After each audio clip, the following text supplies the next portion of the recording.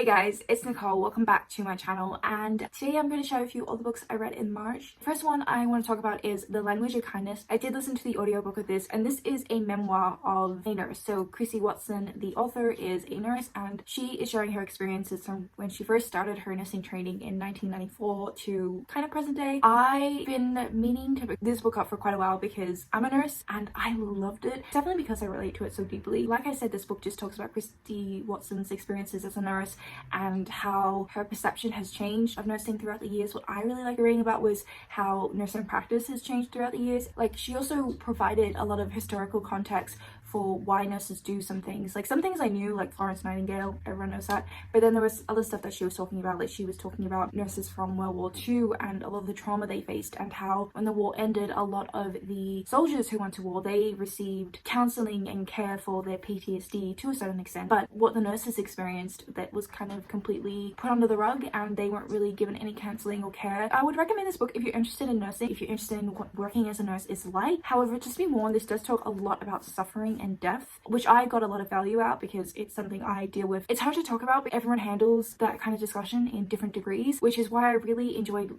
listening to this audiobook, because it was kind of, for me, like listening to a mentor and having her give advice of what she's learned and where she went wrong. And she talks about some really difficult experiences that she had with patients who suffered greatly. I really loved it and I took a lot of value out of it, and it's not a very long audiobook. It's not that sciencey. Like, there's a couple of times where she's talking a little bit about medical conditions that patients have, and she explains it, not in a great depth, but just enough there so that you understand the situation and the particular kind of care that the patient requires. Definitely want to try and listen to more non-fiction books like this. I then finished the audiobook Mitosis by Brandon Sanderson, and this is a short novella that is part of the Steelheart trilogy, so it takes place between book 1 and book 2. You haven't heard this book, set in a world where supervillains are ruling and they have a different set of abilities, and they're following this rebel group who are trying to take down the supervillains. That's kind of it. It was a 2-star read for me. I love Brandon Sanderson, but this trilogy I've never been the greatest fan of. The main character just irks me so much, and we follow him. It's him chasing down a particular epic known as Mitosis in this world. It didn't really add anything to the overall story. You're just getting to know a different supervillain. Another audiobook I completed was Keeper of the Lost Cities by Shannon Messenger.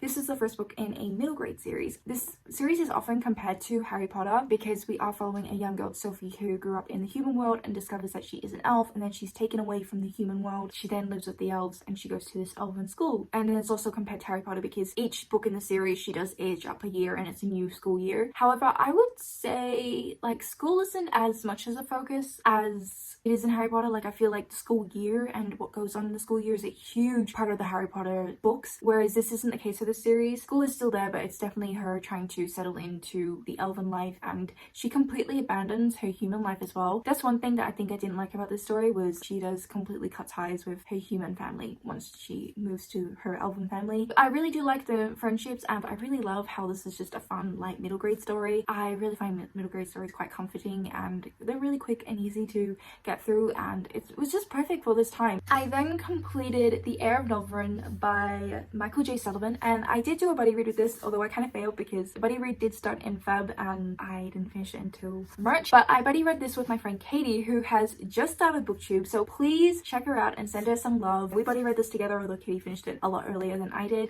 This is the final bind up, so this is a bind up of 2 books of the, what is it called, Rhaenyra Revelations Chronicles. I hate saying that. If you haven't heard this series, in the first book we are following 2 mercenaries, Hadrian and Royce. It's just kind of what they get up to. Medieval fantasy, it's got elves, but it's not very heavy on the magic. It's pretty heavy on the politics, I would say, and kind of the adventures that these 2 get up to, and it gets really good. I think with each book you really see how Michael J. Sullivan improves. One critique I really did have for the earlier books, and even in this last one, is how the women were written, but it did get better over time, so I'm really excited to continue on with his other series that he has, because he does have a couple of spin-off series that stem from this one. I really want to see how he writes women, because I've heard he gets even better, and even from this series I could tell how much he improved. The women were definitely kind of damsels in distress, constantly needed rescuing or were kind of used as plot devices. But it's a really fun and easy series to read. Like, I know this is huge and like it did take me a while, I was in a slump, but if you're someone who's trying to get into adult fantasy and especially like bigger series, I would really recommend this because I think it's quite accessible. You just get that kind of fun fantasy adventure. These two have really great banter and I really did like how the story came together. I gave this 4 stars. I then completed a book for another buddy read that I completely failed, Gemina by Amy Kaufman and Jay Kristoff. I was supposed to buddy read this with Meg. Again, she finished it in February. I didn't finish it until March. If you aren't familiar with the Illuminae Files, it's a science fiction YA series that is told in mixed media. So we have like transcripts and emails, all sorts of things. But a huge component of this book is one of the main characters is a artist, and so we have her drawings throughout the book telling the story. However, I have the art that I won a few years ago, and because I have the art, it's incomplete. So a lot of the drawings just aren't present. Like, I'll show you this page. There's nothing there. They're supposed to be filled out.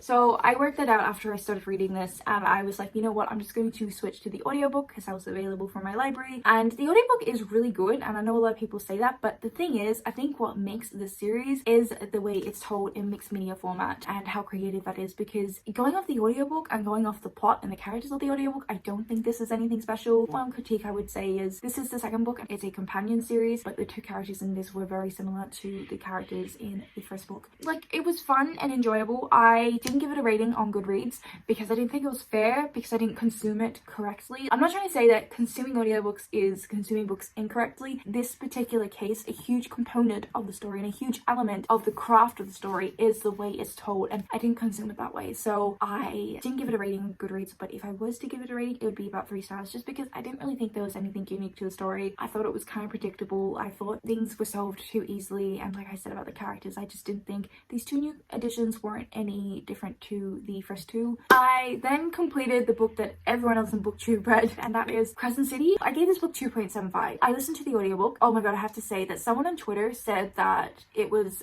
Zootopia, and there has never been a more accurate description of a book. So if you want to know what Crescent City is actually about, it's literally Zootopia, but we have fae, we have angels, we have werewolves, we have witches, we have all these different paranormal creatures living in Crescent City.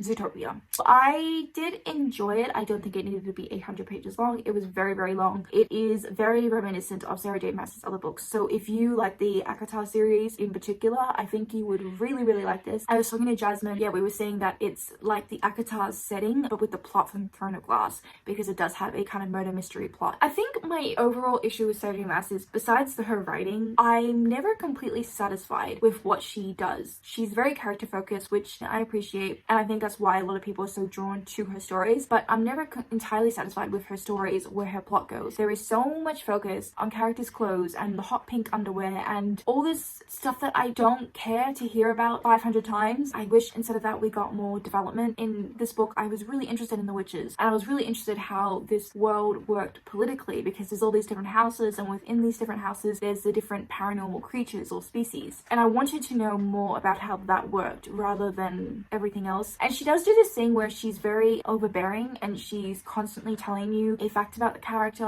like whether it's what the character looks like or a character trait. So Bryce, the main character in this, she's a party girl, and at the beginning of the book she's really into drugs and she's clubbing and she has a lot of one-night stands. It was overbearing the way we were constantly told this. There was just so much room for other information to be given. That's kind of my take on that. I'm going to continue on with the audiobooks, I think, because I am intrigued where the world goes, and I really do hope we get to learn more about the other paranormal creatures, particularly the witches. The other thing I would say is I kind of wanted to see her have more female characters involved in the story. It still felt very male dominated. I then completed The Crown of Embers by Marie Carson. This is the second book in the Girl Fire and Thorns trilogy, which I have been doing a live show for every month with a bunch of my friends. So I'll have the live show of this book linked down below. I've talked about this book quite a bit. So we're following a princess who has this godstone in her belly button. She's the chosen one because she has this godstone, and we are following her as she deals with a lot of politics, as she is being sought after because she has this godstone, and at the same time she's trying to figure out what it means that she has this godstone and what she's destined for and what she's chosen for. I gave this book 4 stars. I really, really enjoyed it. I really love the romance that developed in this book as well. The rest of the books I'm going to talk about are all part of the Shadowhunter Chronicles, so if you're not interested, that's okay, you can leave now. First one I finished was The Bane Chronicles, which is the short story collection that follows Magnus Bane, who didn't like this. I gave it 2 stars. It's just very irrelevant. Like, a lot of it's about very boring stuff, going to pick out a present for another character and whatever. My favorite stories were definitely the ones where we featured Will's father, Will Herondale's father. We also got a short story with some of the Last Hours characters, which is part of Cassandra Clare's newest series, if you're not familiar. So those were definitely my favorite. I then read the Shadowhunter Academy. Now, this is my favorite collection of short stories, mostly because I think it doesn't really feel like a short story collection. It's very consistent. I literally cannot say a single word about who this follows or what this is really about without spoiling majority of the Shadowhunter Chronicles for you, so I'm gonna leave it at that. Yeah, again, I really enjoyed that we got the Last Hours characters in this. The main character that we do follow in this book is one of my favorite characters from the Shadowhunter Chronicles. That's also why I enjoyed this. And then the last Shadowhunter Chronicles short story collection that I finished was The Ghost of the Shadow Market, which puts me up to date. This one I gave 3 stars. It was okay. Again, Last Hours characters was my favorite. That's pretty consistent with all the short stories, and it actually really helped me because I did get to Chain of Gold in March, and it really helped me get my head around who was who, because there is a huge cast of characters for Chain of Gold, and having been introduced to them one by one in the short story collections really did help get my head wrapped around. So, Chain of Gold, I read it.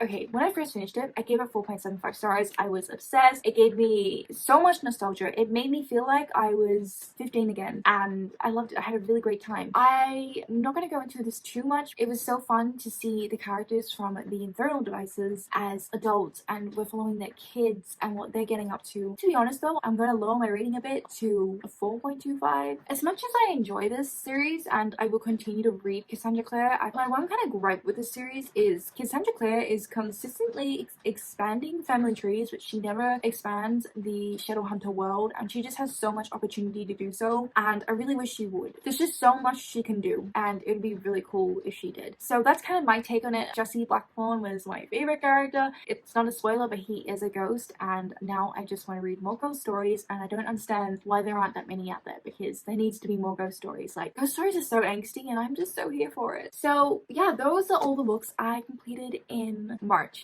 If you've read any of these, please let me know your thoughts. I would really love to hear them. Otherwise, I hope you're enjoying whatever you're currently reading, and I'll see you next time. Bye!